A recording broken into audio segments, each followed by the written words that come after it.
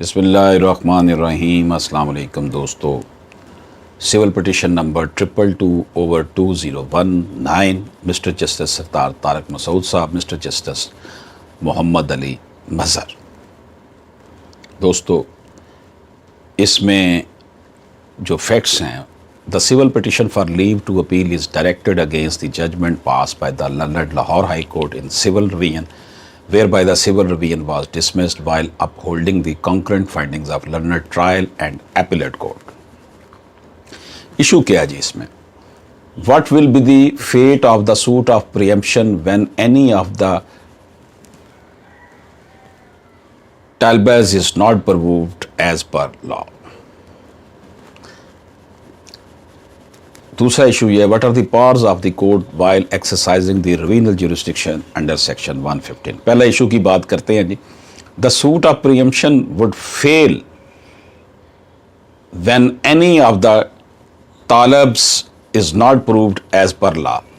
अगर जो तालब्स हैं उनको प्रूव नहीं किया जाएगा तो प्रीएम्पशन का जो सूट है हक़ शुफा का, वो जो है वो साबित नहीं होगा। It fail upon the appellant's preemptor in the case to prove that the notice had been delivered।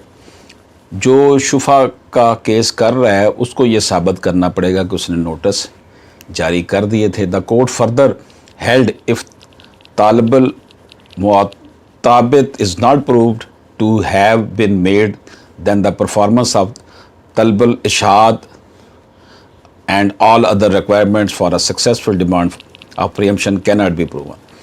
यानी कोर्ट ने ये मज़ीद कहा है कि तालिबे मुहातबत को अगर प्रूव नहीं किया जाता है तो फिर परफॉर्मेंस ऑफ तलबुल इशाद जो है वो भी साबित नहीं होती।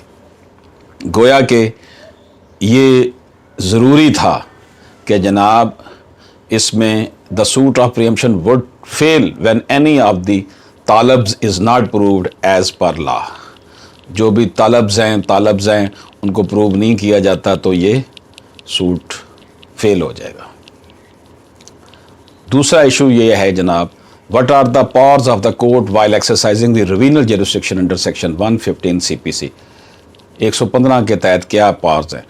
While exercising the revenal jurisdiction under section 115 CPC, the powers of the courts are limited।